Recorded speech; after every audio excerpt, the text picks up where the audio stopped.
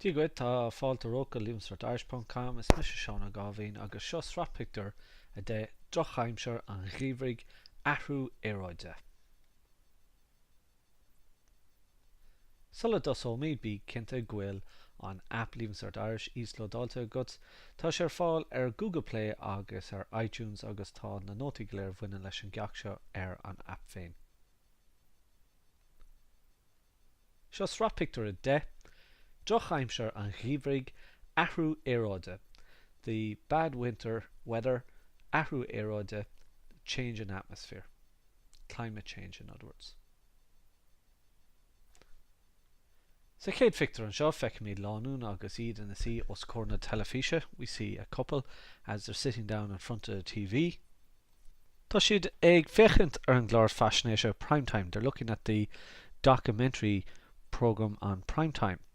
Is é téma lárnach an chlár ná ghfuil athrú éróide ag teacht go héireann le garad.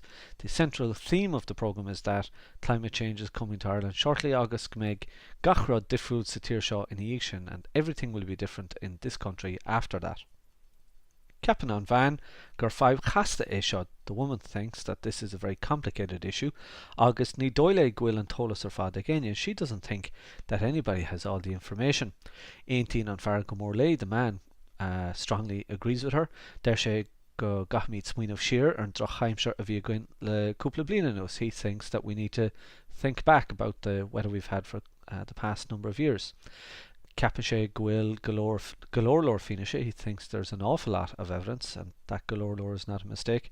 He thinks that there's an awful lot of evidence ann chruthíonn na pointí atá dhéanamh ag an tuairisceoir áirithe seo. He thinks there's a lot of evidence there that prove the points being made by this particular reporter. Is léir ghfuil fadhb a gcuin ó thaobh cuasaí timpeallachta de.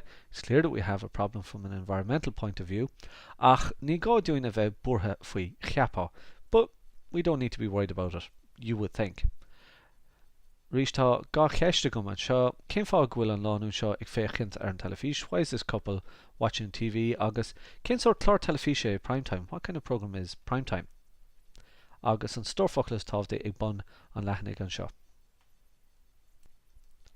I Victor Ado, ihe garcha elor an ghríomhraigh town. It's a dark night in the middle of winter. Sa Victor feicimid an teach scuite seo. In this picture we see this detached house, and we're fine to us docha out in the countryside, it would seem.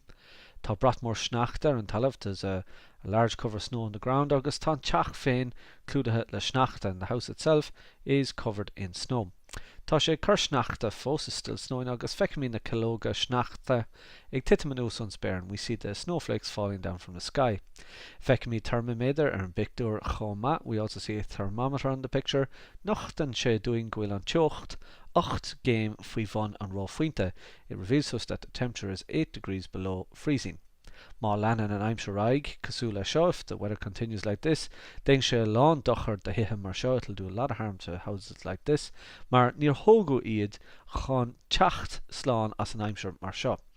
So it will do a lot of harm to houses like this because they weren't built to come out of or to withstand, if you like, weather like this. Ní eicimid anmhaithe nó daoine ag siúil átar be. We don't see any animals or people walking around. Agus is léir ghfuil gach dúil bheo ag géirí dídeanna ón aimsir chrua seo, and every living thing is seeking shelter from this harsh weather, or this hard weather, if you like.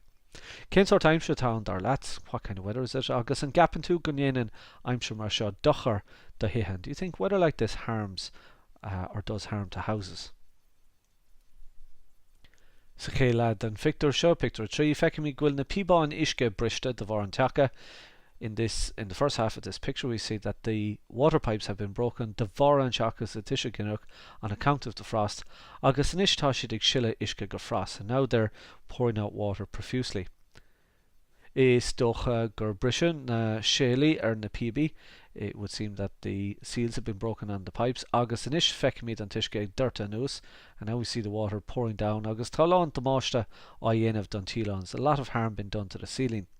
Gan doubt beag sé tharbheith costasach chun an aibh seo réiteach, ach is scéal práineach é faoin aimse. For sure it's going to be very expensive to solve this problem, but it's an urgent matter at this stage. Curran Unarantí Gleach an Blomer Áitiúil, the owner of the house, calls for the local plumber. Agus tagan sé Lewis Lasrach. He comes quick as a flash. Cé go bhfuil sé faoi bhrú fud an cheantar de bhar na droch aimsre. Even though he's under pressure on account of under pressure in the area on account of all of the bad weather. Tagan sé stacht lena chuid urlashi pluméireachta. He comes in with all of his plumbing tools. Deshi and sé na Shaley. He repairs the seals.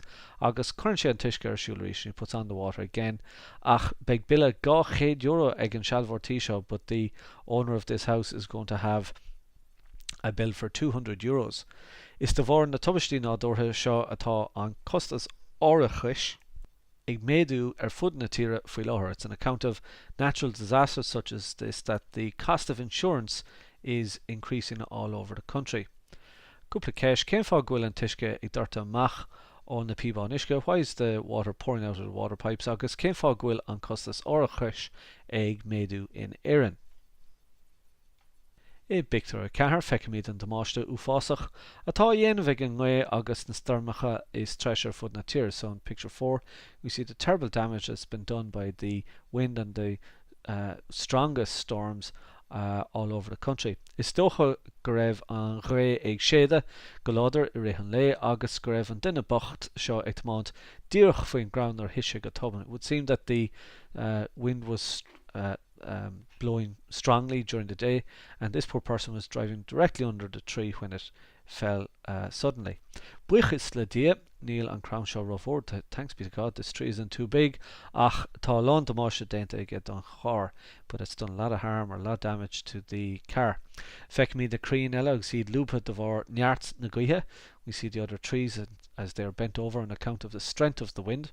Cén nach bhfuil gach crown ag Cén nach bhfuil gach crown ag titim, even though every tree isn't falling, tá an buile na gcónaí go dittig siad ámar be. There's the danger exists go dittig siad ámar be that they'll fall at any particular time. Feicimid na cablaí lechtrecha agus iad cast agus crochta go donna ar na cúlaí lechtreachais. So we see the electrical cables and they're twisted and turned and hanging very, very badly on the electricity poles. Táláin isce ar na bóthar chomá, there's a lot of water on the roads as well, agus feicimid linta móra isce ar haven bóthar, and we see big pools of water on the side of the road. Rís cúpla ceist, cén fá ghuiil an crown ar dhéan an chlúisteán seo? Why is the tree on the top of the roof or on top of the roof of this car? Agus an gapan tú greibh na daoine stig sa char gurte, do you think that the people in the car were injured? Rís an storfachtas tábhtaí bun an leithnig. Pictiúr cuaig feicimid go bhfuil na tiltú fásacha, no, feicimid na tiltú fásacha a tharla I gCorcaigh. So we see the terrible floods that have taken place in Cork and Doubt. Is fórsaí scriosacha ná dúrtha atá freagrach as an damáiste seo. For sure, it's natural destructive forces that are responsible for this damage. That's an important phrase to learn. Fórsaí scriosacha ná dúrtha. Tá cúpla den sa bhád tarthála, a couple of people in the rescue boat agus osúric fear on a service ag an dála as it's been steered by a man from the emergency services. Tá gach rud fluch báte, everything is soaked. Agus scrisa glúisteán chomá, and a car has been destroyed as well. Is dócha ghuiil an teaghlach seo buíocht an char. It would seem this family are grateful for the help. Ach beg a lántína eile I ngátar go ceann tamil ar enos, and a lot of people will be in need or in desperate need, in dire need, go ceann tamil ar enos for a while at least. So Darachud and Victor in the second section or second half of the picture. Feicimid a lántína agus iad sáte in an glúisteán. We see a lot of people as they're stuck in their cars in Maile Clia in Dublin. Níl chance to lie down go méid na daoine seo ábalta na glúisteán a thorthall in Nainart. There's no chance these people will be able to rescue the cars on their own. Déirhin ghuiil scris umlán dénta ag na tilta sa cheantar áirithe seo. I'd say there has been total destruction has been carried out in this particular, or by the floods in this particular area. Agus níl duine ag siúil ar an trád, there's nobody walking on the street. Agus ní eicimid na servisi ag an dála. Ach, irid, and we don't even see the emergency services. Is dócha ghuiil an túfás damáiste dénta don gnóthí beagas a chathair. You would see there's been it would seem that there's been terrible damage done to the small businesses in the city. Cén fá ghfuil na daoine sa bhád, where are the people in the boat agus cén fá nach bhfuil na servicí éigeandála le feiceáil a maileachtaíonn? Why don't we see the emergency services in Dublin? I Pictiúr sé feicimid an ghrian agus I ag spalpa nús ar an damse. So in picture 6 we see the sun as it's shining down this world. Tá gahanna or chodacha na graine ag dul drone na crinne seo lá in níag lé. So the harmful rays of the sun, gahanna or chodacha na graine, great phrase to learn, have been ag dul drone na crinne seo have been heading in the direction of this globe lá in níag lé. Day after day. In Iarna dá at the end of the day, chuir na sanolacha an Milan Galéir na stormacha or donna stormacha an ahu éróide atá faoi lánshoils downseo. So at the end of the day, the experts put all of the blame for the storms on the climate change atá faoi lánshoils sa downseo that's fully underway in this world. There she gwil an kishel ozone ag níos tanny. They say the ozone layer is getting thinner. Agus nach gwil an kishel an naun an downsha a hábháil ó ghrahanna CFC níos mó, and that this layer is not able to save the world from CFC rays any longer. Díreach mar thar an vibe seo directly in account of this problem tá na Cnapán Air ag lá. The ice caps are melting le blianta beaganús for many years now, agus tá naib seo ag air níos daire gach blian, and this problem is becoming more serious every single year. Der an buchal gwil an cosúlacht ar an scélan ish.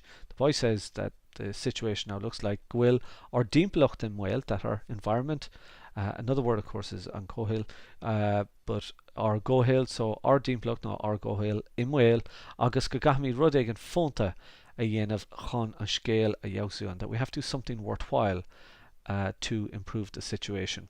Agus Plain sé cúpla réiteach leis an galín. He discusses a couple of solutions with the girl.